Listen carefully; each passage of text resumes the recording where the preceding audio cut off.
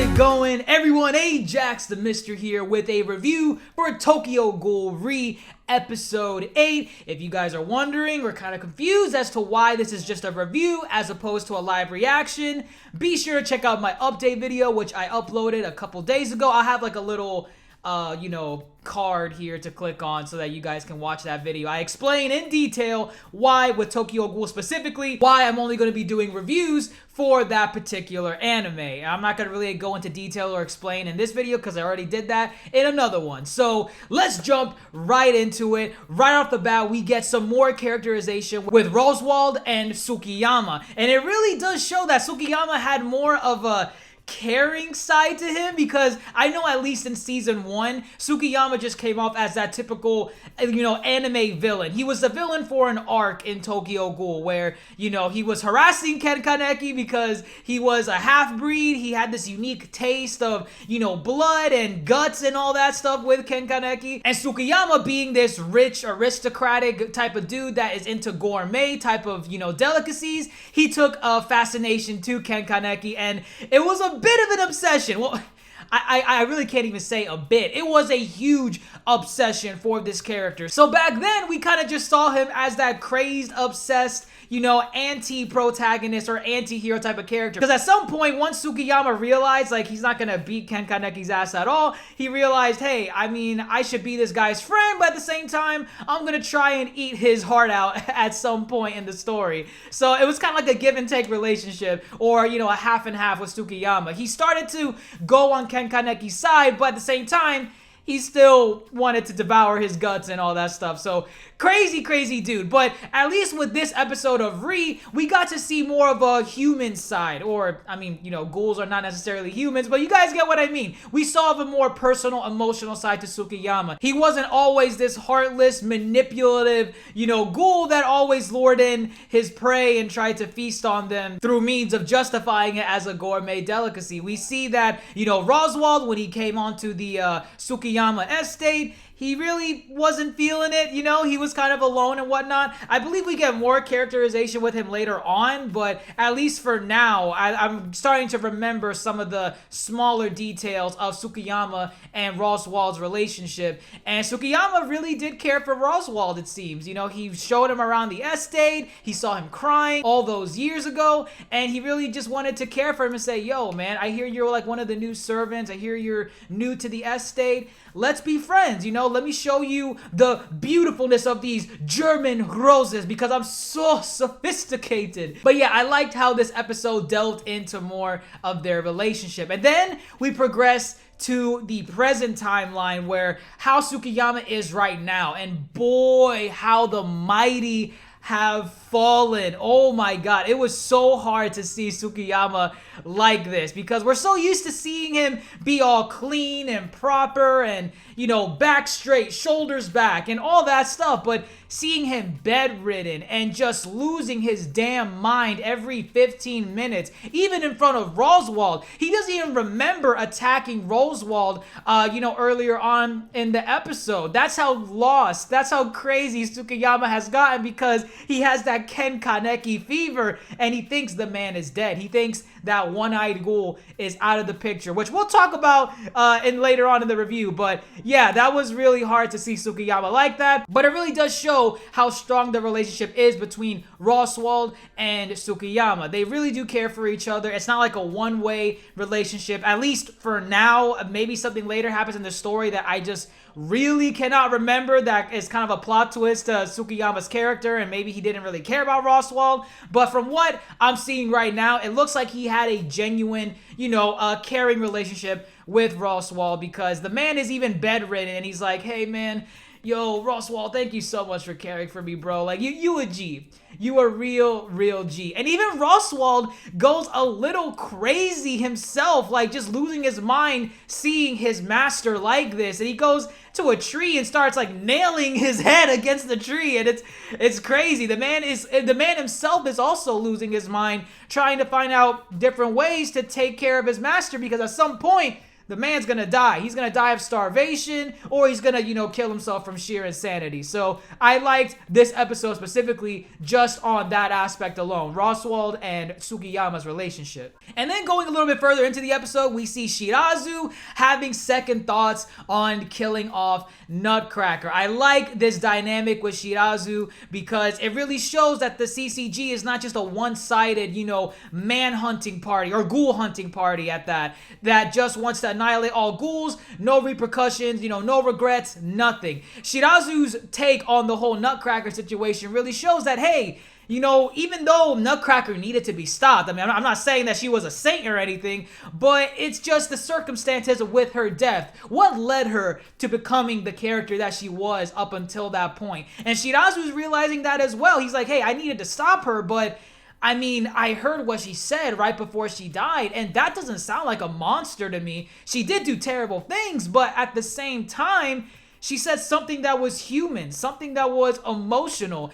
And Shirazu's having somewhat of minor PTSD and night terrors with it. He did get a new weapon harvested from Nutcracker's Kagune, and it was nice to see that even though he's gonna get a major power boost with that new weapon, it's like, yo, I mean, still, I can't handle this right now. I'm having second thoughts about all these things, all these terrible things that we've done to these ghouls, and I just like the direction that his character is going in. And I remember a specific moment in the story that really, it touched the feels. It really hit home. So I cannot wait to see that come full circle later on in either this season or, the next season of Re, which comes out in October. And then we also see some more moments with Aogiri Tree and Ayato and all the other, members of, that branch. And I gotta admit, Aogiri Tree is probably one of the more forgetful things that I've, just don't remember that much of in the Tokyo Ghoul, manga and Re as well. I know their presence. I know the leader, or, seemingly who the leader was the guy with the white hair and the mask. And for the longest time, starting off with, the original Tokyo Ghoul, I thought he was going to be the main villain. I thought he was going to be the final obstacle for, Ken Kaneki to take out, because he seems to be the leader of the organization that's causing all these, ghoul attacks and whatnot. But from what I remember, I don't even think he gets a climactic ending or conclusion. I could be missing the ball entirely, but I'm glad that the anime is, somewhat rekindling my memory of how this, antagonist plays out later on in the story, because I don't remember a single damn thing about these guys. And maybe it's my fault for not remembering, or maybe it's something in the writing department. Maybe Ishida just dropped the ball with Aogiri Tree and the villains and whatnot. But for me personally, I just really don't remember this guy having that much of an impact. So I'm hoping it's faulty memory. I'm hoping that maybe we get some more epic moments with, the leader of Aogiri Tree and Aogiri Tree in general, because I want to see some more badass things occur with them in the grand scheme of things with Tokyo Ghoul. And then we also start seeing some more scenes with Furuta, and I'm not gonna spoil it for you anime only watchers who Furuta really is, but it's just nice seeing Furuta walking around and making more of a presence in the anime. I don't remember if Furuta made a presence that early on in the manga, because I just honestly, reading the manga all those years ago, I never once thought of Furuta as a big player in the grand scheme of things. But looking back on it, I'm thinking like, hey, they had to have shown him earlier on to build his character up. And I'm liking that, at least in the anime, from what I'm seeing, they're showing bits and pieces. They're showing Furuta more and more just doing just dumb crap, just smiling and smirking and running around in circles and whatnot.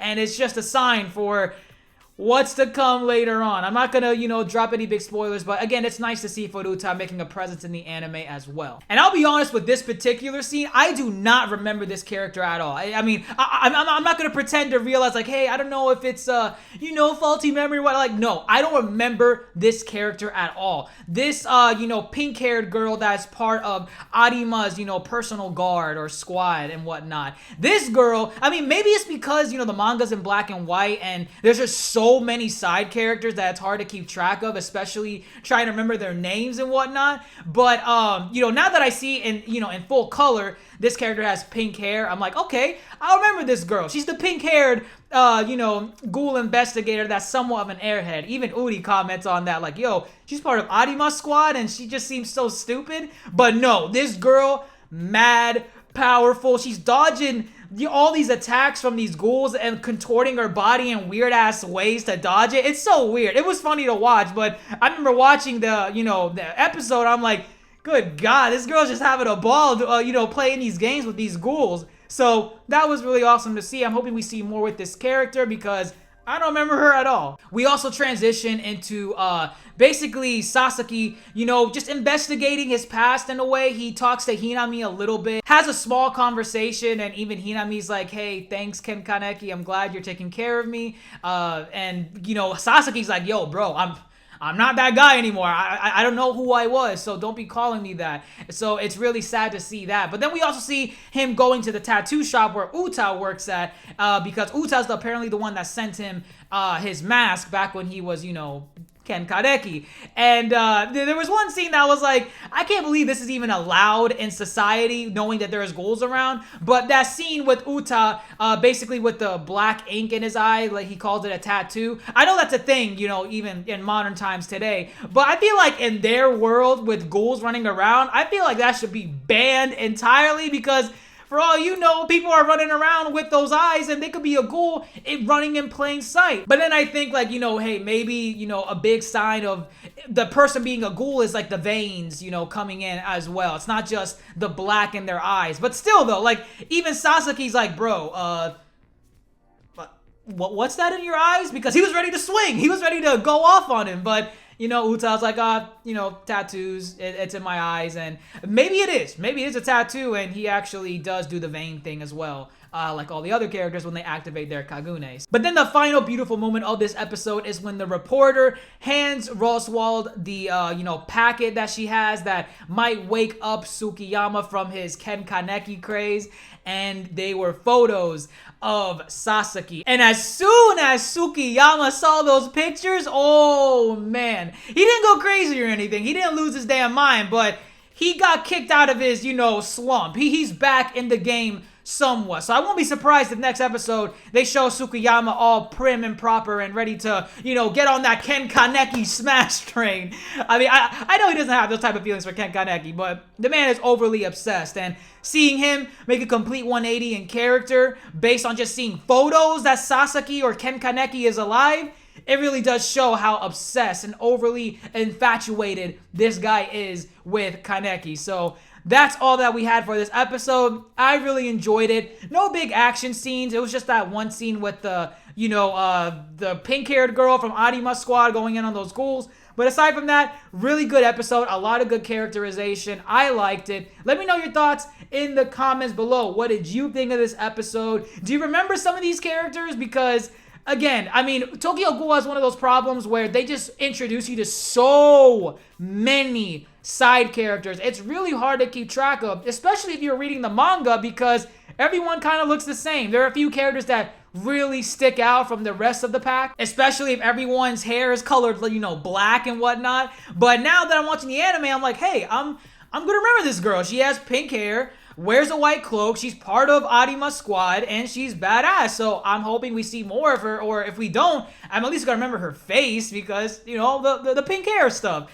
But yeah, let me know your thoughts in the comments below. Was Tsukiyama being a little bit too obsessive with Ken Kaneki? Because yeah, I think we all can agree that he was just a little bit. But once again, thoughts in the comments down below. Leave a thumbs up if you enjoyed the video. Click that dumbbell next to the subscribe button so you can stay up to date with all of my videos whenever I upload them. And don't forget to stay beautiful. I'm Ajax the Mister, and as always, folks, thanks for watching.